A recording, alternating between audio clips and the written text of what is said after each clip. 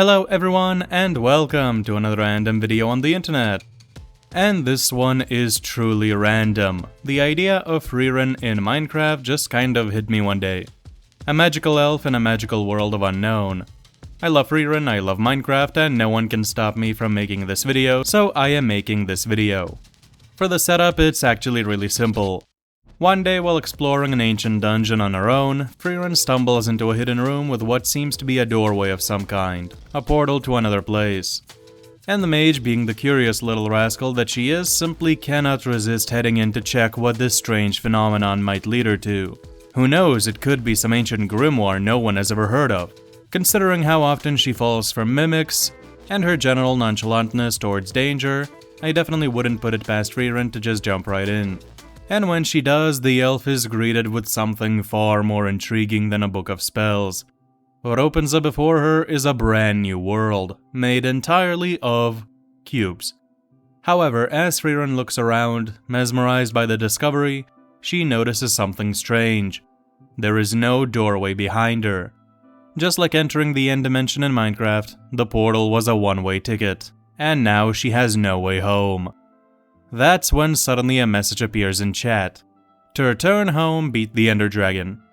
And that's it. That is all the help Frieren is going to get. To return home, she needs to beat the game, and the portal that spawns after the Ender Dragon is slain will take her home. These are the rules, now let's get started. Right off the bat, let's establish some mechanics for the scenario to make sense. Frieren will have access to things like crafting and will abide by Minecraft logic when it comes to aspects needed for her to progress. For example, if she ever gets 4 planks and puts them together, they will suddenly turn into a crafting table.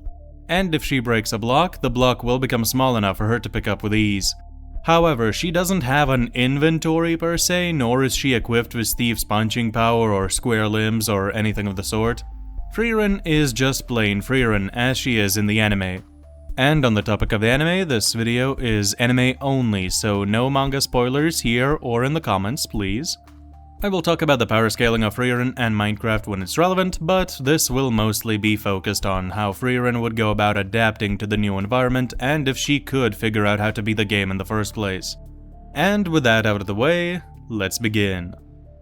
But first, one thing I really need to point out is that compared to Steve, Frieren is rather short, and her estimated height places her around this tall compared to Minecraft blocks and mobs, which I just find funny.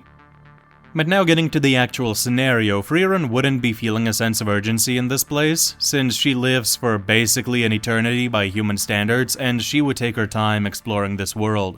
The mage had seen it all back in her world, but this new place is strange, and it would ignite a decent amount of excitement in Frieren, since we do know she loves exploring and discovering new things.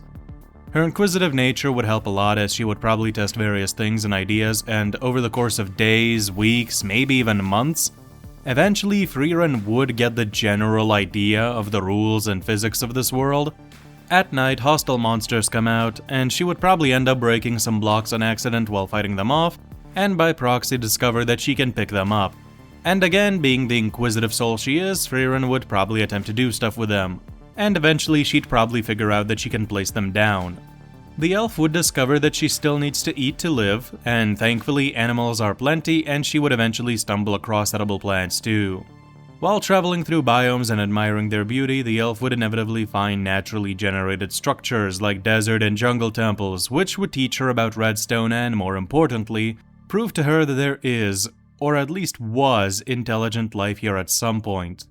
Also, Frieren is an expert in dealing with ancient temples, so she definitely wouldn't fall for the obvious pressure plate and tripwire traps, and even if she did, she totally has spells to escape the situation. That stone's a trap. Please try to be more careful. If anything, the tiny structures would probably leave the mage a little disappointed.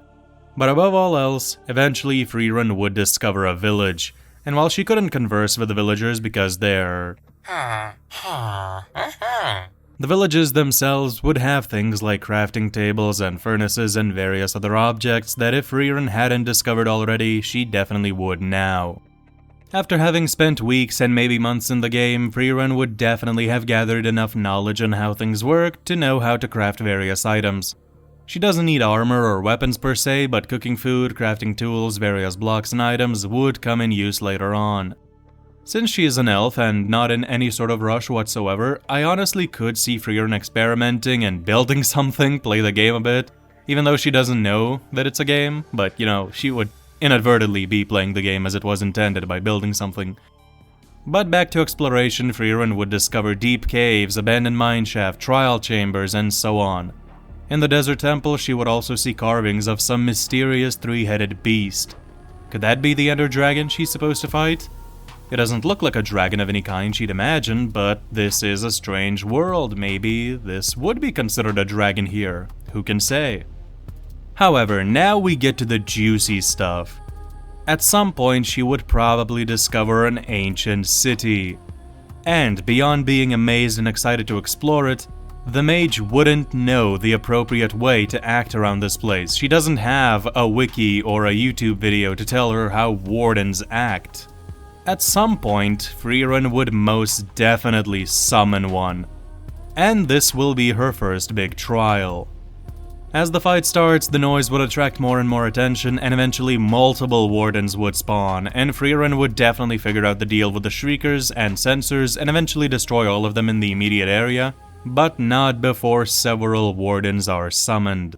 So now, assuming that she doesn't just run away, let's see if Frieren could defeat the Wardens. Will the Wardens fall, or will Frieren's journey end for good here?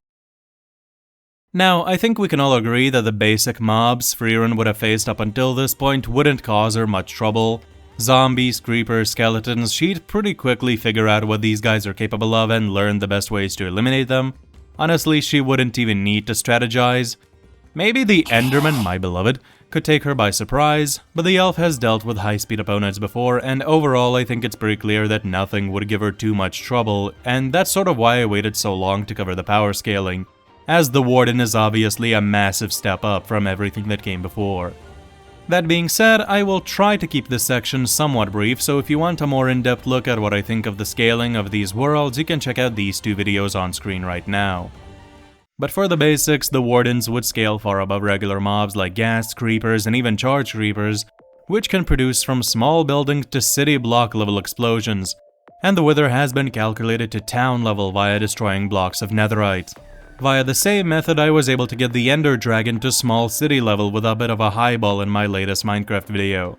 That would be the general scale of the vanilla Minecraft game.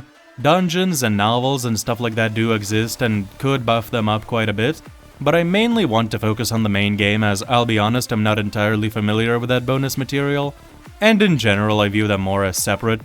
But if you want to, you can apply them, and like, if you think the Ender Dragon in the novels eats galaxies, then RIP Frieren. I'm not gonna sit here and tell you that Frieren is a galaxy buster or anything of the sort.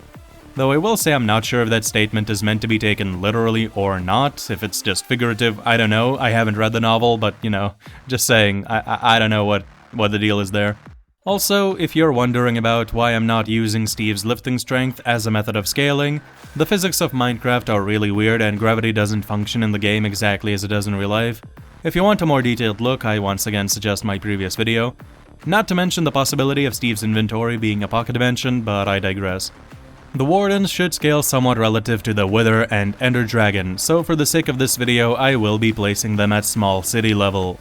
You can make arguments for them being higher or lower, but personally I view this as the most consistent of the scaling methods, and the one that's a little less speculative, a little more reliable.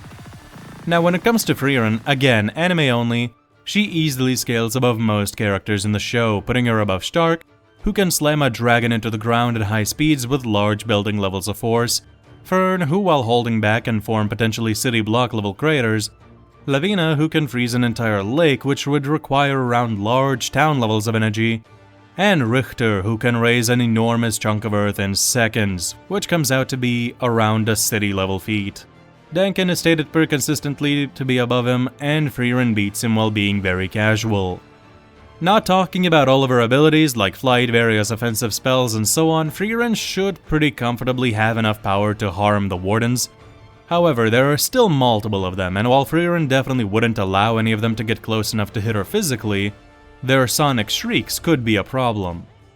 In the game, they don't move all that fast, we can visually see them, but in lore, this technically is supposed to be a sound-based attack, and the stille birds, which move faster than the speed of sound, were considered very hard to catch in Frieren. However, Frieren spells, even just based off the anime alone, have been calculated to multiple mocks pretty consistently, and she can react to her own spells when facing a clone of herself.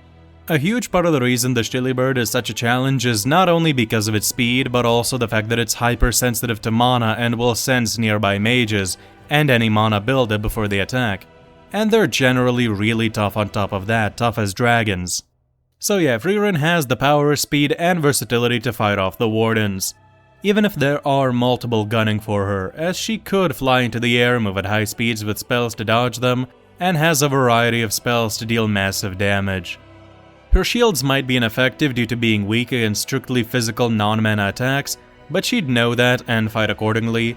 Though actually, I'm pretty sure Frieren, upon seeing she disturbed these ancient beings, would probably leave and come back to study them another time, and another, until she knew everything there is to know about the Wardens and was able to peacefully coexist with them without killing a single one.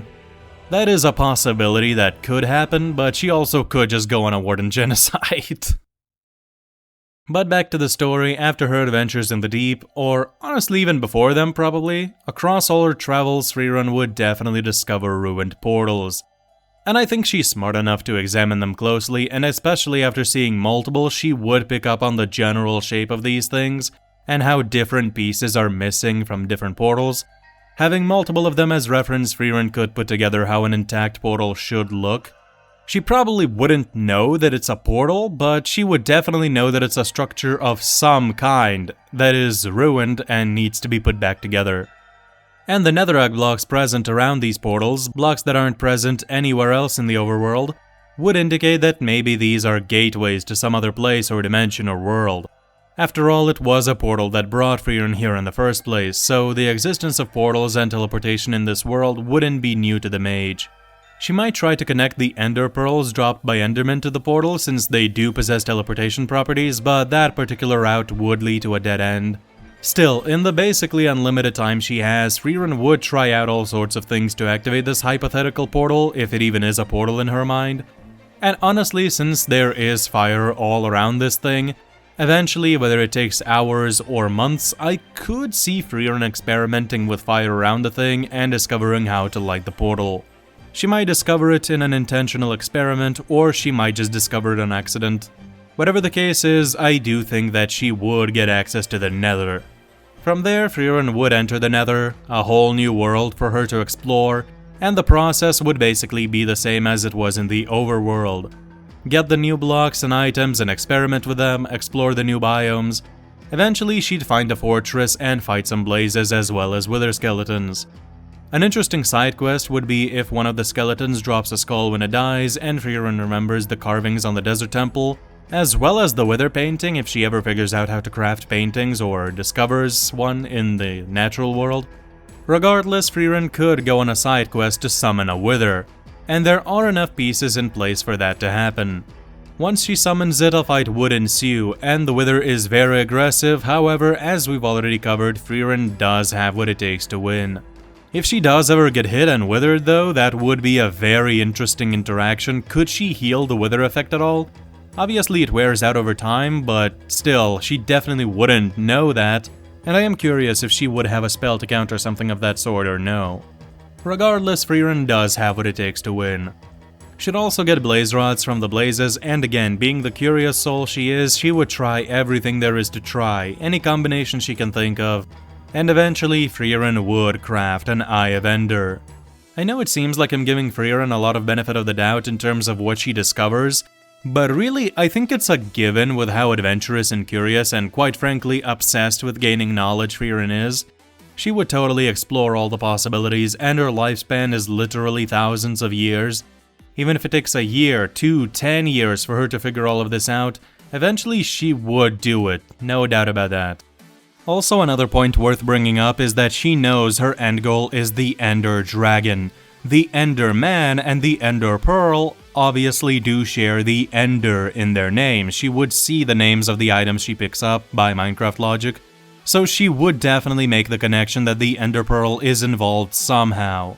And once the Ender Eye is crafted, it also has Ender in its name. That would also be a strong hint that this is the right direction.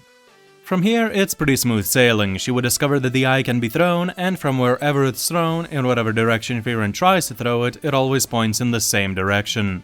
So the next logical step is to follow it. Now, the eye would likely break along the way, and Frieren would be forced to go back and get more blazes and endermen and craft more, but let's be honest, she has time for that. Eventually, she'd reach the stronghold. The eye would point down, and she would dig her way down there with some spells probably.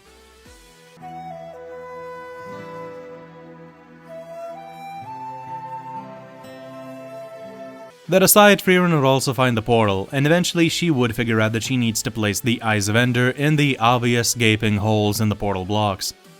And finally, the final challenge would be the dragon fight, which I'm sure you can tell how it's going to go. The achievement name, The End, would appear before her as she enters the End Dimension, and Frieren would pretty immediately know that this is the dragon she needs to defeat by the literal health bar at the top of her eyesight, I guess? Like, I don't know how that would exactly work, but the health bar would be up there saying Ender Dragon, so yeah, she would definitely know that this is the right target. Frieren would damage Jean, Jean would heal with the crystals, Frieren would destroy the crystals, and finally, months, if not years or maybe even decades after her initial entry into Minecraft, Frieren would beat Minecraft. And Frieren would have had a ton of fun while doing it too. And there you have it, my take on the topic that nobody asked me to cover but that I wanted to cover anyways. Let me know what you think down in the comments below. What other videos would you like to see next? Maybe Frieren vs Sukuna? That one animation of that fight is really sick. But with nothing else to say, I wish you a great rest of the day. Goodbye.